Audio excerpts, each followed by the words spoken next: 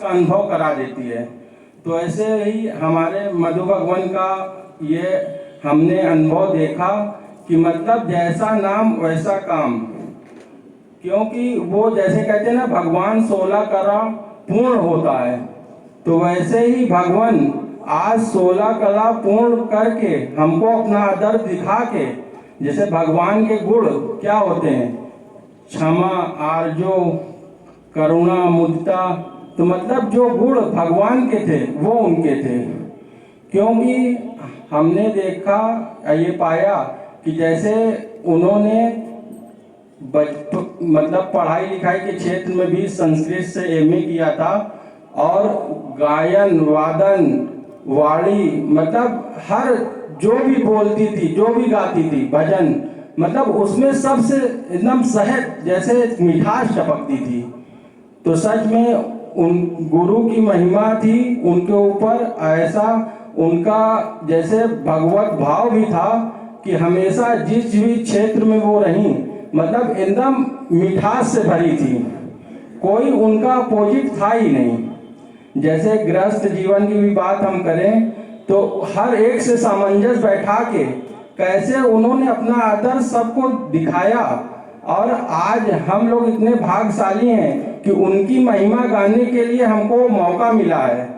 क्योंकि गृहस्थ में भी वो जब रहती थी तो सबसे प्रेम करके हर एक से अपना मतलब प्रेम मधुर व्यवहार, और यहाँ तक कि जैसे कहते हैं ना कि ससुराल जब आदमी जाता है तो अपने सास ससुर की सेवा करना चाहिए, तो वो अपने ससुर जी की सबसे प्रिय और लाडली बहू थी।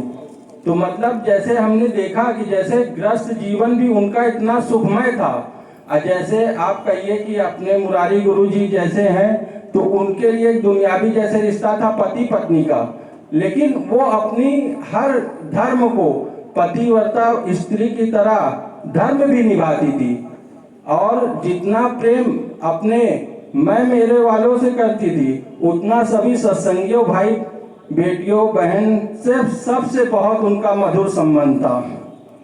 क्योंकि जब हमने उनका साथ किया और ये पाया कि जीवन में कोई भी कठिन समय आई तो वो हमेशा हम लोगों के साथ खड़ी थी। जैसा आप सब जानते हैं कि उन्हें अपने गृहस्थ में कोई उनसे मिलने जाता था या आता था, हर एक उनसे बहुत ही दिल से और हृदय से प्रेम करता था।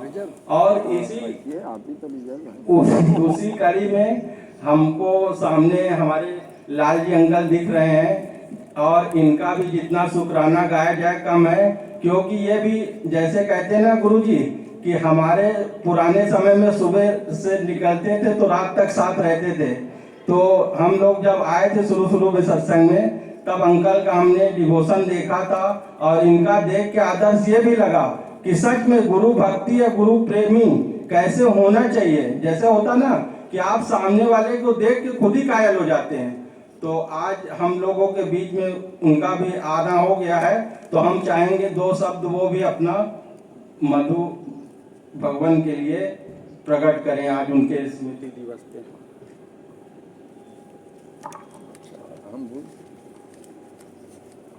हेलो।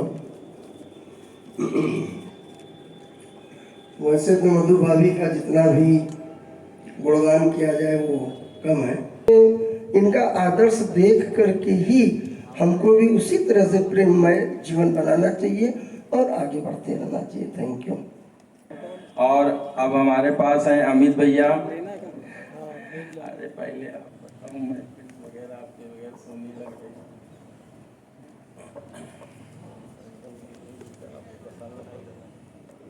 सभी प्रेमियों को हरिओम। देखिए, सबने अपने अपने भाव प्रकट किए। पहले तो हम वाकई डॉक्टर साहब का तहे दिल से शुक्राना अदा करना चाहते हैं कि वाकई इन्होंने मतलब आउटराइट जो भी डॉक्टर साहब से सेवा हो सकती थी उन्होंने की।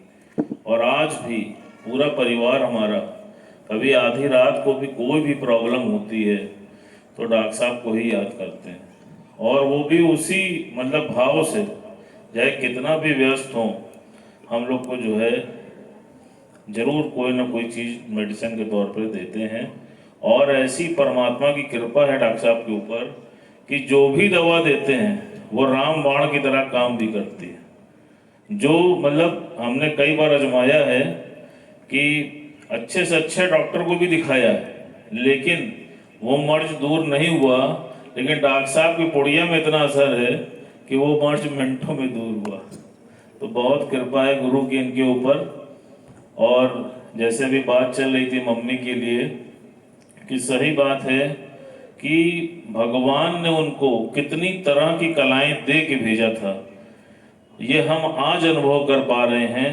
देखिए ये हम सब के साथ होता है कि कुछ खोने के बाद ही हमको उसका एहसास होता है। आज वो नहीं है। मन में ये भाव आ रहा था कि देखिए कि जैसे भजन गाने की कला, वाणी बताने की कला, फिर खाना बनाने की कला, इतना स्वादिष्ट वो भोजन बनाती थी कि मतलब कोई भी आप खाना खाइए तो आनंदित हो जाइए। एकदम सरल स्वभाव, कोई भी बच्चे से लेकर के बुजुर्ग तक का कोई भी व्यक्ति किसी भी उम्र का हो, वो उनसे बहुत ही सहजता में और सरलता में बात कर सकता था। फिर हमने देखिए हमेशा यस मैन रहना। कभी भी लाइफ में मैंने उनको, पापा ने जो कुछ भी उनको कार्य दिया हमेशा उसको उन्होंने आज्ञा मान करके स्वीकार किया। कभी भी उन्होंने कोई भी चीज, मतलब इवन जब तक मैं होश में रहा, कभी भी उन्होंने किसी भी चीज के लिए मनाही नहीं की।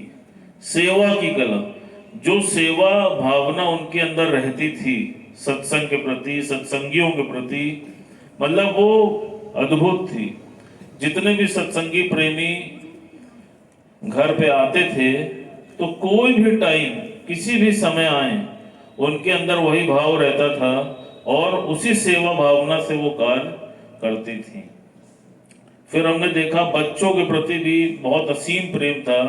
क्योंकि हम लोग व्यापार में थे तो कई बार ऐसा होता था कि आधी आधी रात में भी आया करते थे और इतनी ममता थी उनको कि आधी रात में भी वो हम लोग के लिए गर्म खाना बनाकर खिलाया करती थी। तो हमने इस चीज को देखा कि देखिए कैसे परमात्मा की कृपा उनके ऊपर थी और सारी कलाओं से वो परिपूर्ण थी। मंजू आंटी का स्वागत है।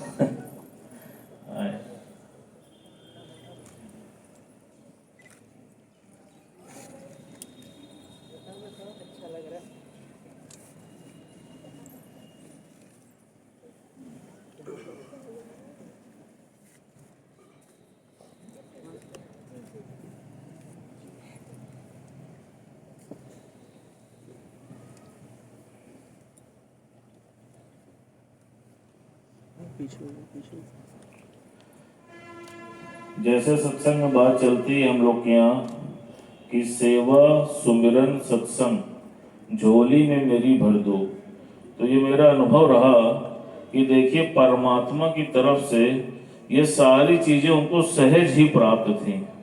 सेवा भावना उनके अंदर कूट कूट के थी और कभी भी किसी भी प्रकार की सेवा करने से वो हेजिटेट नहीं करती थी। सुमिरन, क्योंकि घर में 3 टाइम सत्संग होता था, सुबह दोपहर और शाम, तो कोई समय ऐसा होता नहीं था जिस समय परमात्मा का सुमिरन और चिंतन ना चलता हो। और उनके में एक कला ये भी थी कि जब वो भोजन बनाया करती थी तो उस समय भी वो निरंतर भजन गाया करती थी। तो हमने देखा कि देखिए कोई भी पल ऐसा नहीं था जिस समय उनकी लौ परमात्मा से ना लगी हो। और सत्संग के लिए तो हर समय एनी टाइम वो तैयार रहती थी कि कभी किसी की कोई भी प्रॉब्लम हो तो वो बेझिझक उनसे प्रश्न उत्तर कर सकता था। तो वो जो सरल स्वभाव था वो मतलब बहुत ही अद्भुत था और भगवान की बड़ी कृपा रही। हमने देखा कि आज जीवन में जो कुछ भी हम सबको प्राप्त है, मुझे जो भी प्राप्त है, वो सब उन्हीं की कृपा से प्राप्त है। बहुत बार ऐसा मेरे जीवन काल में हुआ कि लाइफ में मतलब बहुत जबरदस्त यू टर्न आया। कई बार ऐसी स्थिति आई कि लगा कि अब सरवाइव करना मुश्किल है। लेकिन फिर वही वाली बात होती है ना कि बच्चे को सबसे अधिक लगाव अपनी माँ से होता है, मुझे भी था। तो जब कभी भी मैं बहुत कठिन परिस्थितियों में फंस जाता था तो उन्हीं से ही सलाह मशवरा करता था। और ऐसी परमात्मा की कृपा रही उनके अंत समय में। उस समय मेरी वाइफ शिवानगी और हम लोग काफ़ी सेवा में लगे रहते थे, और कुछ चीज़ें जीवन की ऐसी थी जो अप्राप्त थी, लेकिन उन्होंने अपने अंत समय में हम लोग को आशीर्वाद दिया और बोला कि बेटा, हमारा आशीर्वाद तुम्हारे साथ है और जीवन में तुम्हें जो कुछ भी चाहिए वो परमात्मा तुमको अवश्य देगा। और आज ये महसूस मैं कर रहा हूँ कि वाकई जीवन में कोई भी ऐसा पहलू नहीं है जो प्राप्त ना हो।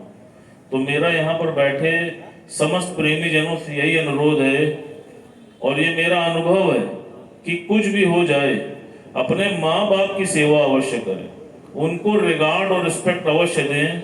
अगर आपने उनकी सेवा कर ली तो आप समझ लेना कि आपने परमात्मा की सेवा कर ली। और ध्यान रखिएगा, उनके आशीर्वाद के बिना आपको कुछ भी प्राप्त होने वाला है नहीं। तो इसलिए ये मेरा बहुत ही जबरदस्त अनुभव रहा कि कुछ भी हो जाए, धरती पे भगवान आपके माँ बाप हैं, हमेशा उनकी रिगार्ड रिस्पेक्ट करें और जैसा वो चाहते हैं वैसे ही करें। देखेंगे आपकी सहजता में सब कुछ जीवन में आपको प्राप्त हो जाएगा। हरिओम। अभी ने जैसे एकदम भगवत का भाव रख के कितनी सेवा की है, और जितना भी गुणगान किया जाए कम है। बाकी मंजू आंटी के भी बहुत बहुत शुक्राने हम गाना चाहेंगे। हमें आज भी ध्यान है कि जिस समय वो कैंसर के रोग से पीड़ित थी, और देखिए कैसी गुरु की महिमा है कि अंत समय में जिस समय वो ब्रह्मलीन होने वाली थी, उस समय परमात्मा ने कैसा चक्रव्यूह रचा कि परिवार के सब सदस्यों को उनसे दूर कर दिया कि कहीं पर भी उनकी वृत्ति भंग ना होने पाए।